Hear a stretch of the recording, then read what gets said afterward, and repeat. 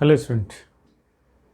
आजकल बहुत सारे स्टूडेंट प्रीलिम्स का मॉक देते हैं अपकमिंग प्रीलिम्स के लिए, और उनके मार्क्स जब कम आते हैं तो बहुत डिप्रेस हो जाते हैं। बहुत सारे कॉल मैं भी रिसीव कर रहा हूँ, और एक कॉमन प्रॉब्लम है कि मेरे मार्क्स कम आए क्योंकि मैंने इंसाइट का दिया, विज़न का दिया, दृष्टि का दिया, अंतर्दृष्टि का दिया, दिव्य दृष्टि का दिया, पता नहीं जो भी।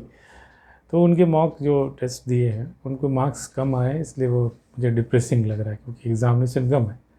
उनके लिए मैं सिर्फ इतना बता सकता हूँ कि आप दो बातों पे ध्यान दें कि ऐसा क्या जिन लोगों ने प्री क्वालिफाई किया है इसके पहले, उन लोगों ने जो मार्क्स इस तरह के टेस्ट दिए थे, क्या सभी ने बहुत ज़्यादा स्कोर किया था? क्या बहुत ज़्यादा?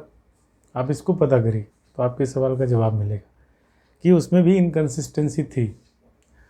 तो एक तो ये है कि सभी को लगता है कि मेरा आइडियल स्कोर आना चाहिए, और कभी कभी एब्रप्टली 35 मार्क्स भी आ सकते हैं जब आप उस एरिया में ज़्यादा कंफर्टेबल नहीं होता। तो एक मॉक से, उसके मार्क्स से कुछ नहीं कहा जा सकता है। और आज ऐसा है कि अलग अलग कोचिंग इंस्टीट्यूट अपने को सुपीरियर दिखाने के लिए डिफ़िकल्टी लेवल को बढ़ाते जा रहे हैं, लेकिन एक्चुअल में आप देखेंगे कि जो वहाँ का एग्जामिनेशंस का जो क्वेश्चन है वो डिफ़िकल्टी लेवल में ज़्यादा हाई नहीं होता। अगर आप उसको गौर से एनालाइज करेंगे तो आपको बेहतर पता होगा इस चीज़ का। डिफ़िकल्टी लेवल नहीं, टिपिकलिटी हो सकती है कि किसी खास एरिया में क्वेश्चन पूछा कि आप अवेयर ही नहीं थे। तो डिफ़िकल्टी कोई पैमाना नहीं है कि आपके इंटेलिजेंस को गॉक करने का, आपके कंप्यूटेंस को गॉक करने का केवल, है ना। तो आप को मैं यही सलाह दूंगा कि अगर कभी कभी मार्क्स कम भी आए तो आप उतना डिसहार्टेन होने की ज़रूरत नहीं है।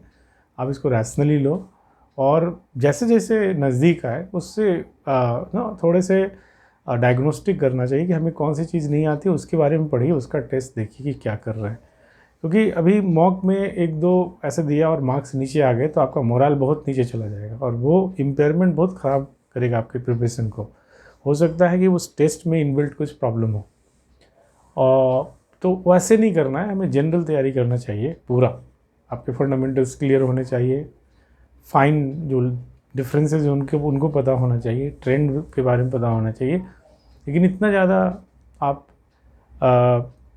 इस तरह के जो मॉक टेस्ट हैं उस पर आप इतना ज़्यादा वो डिसहार्टन मत हो जाओ। मतलब आपको अंदर से बुरा लगता होगा, लेकिन सबको चाहत होती है कि हमें बहुत ज़्यादा मार्क्स आ जाए, आइडियल मार्क्स आ जाए, सबसे ज़्यादा मार्क्स आ जाए, वो अलग चीज़ है।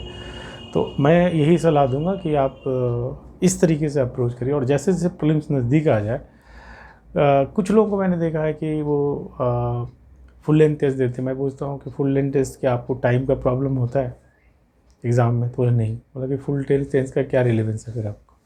आप उस एरिया को ज़्यादा टैकल करो जहाँ पे आपको प्रॉब्लम होती है, उस एरिया को देखो।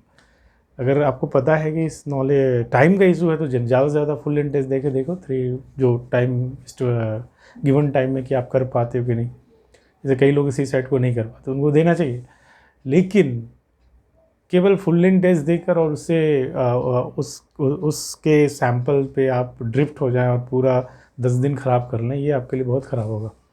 तो अपने आप पर विश्वास रखो, और क्योंकि इतने समय से पढ़ रहे होंगे तो आप ऐसा नहीं होगा कि खाली प्रिपरेशन ही नहीं हुआ, कहीं ना कहीं कोई फ्लॉज होगा, उसको डायग्नोस करके, उसको समझ के, और उसका जो है उसको रेक्टिफाई करिए, आपका प्रिपरेशन सही डायरेक्शन में जाएगा।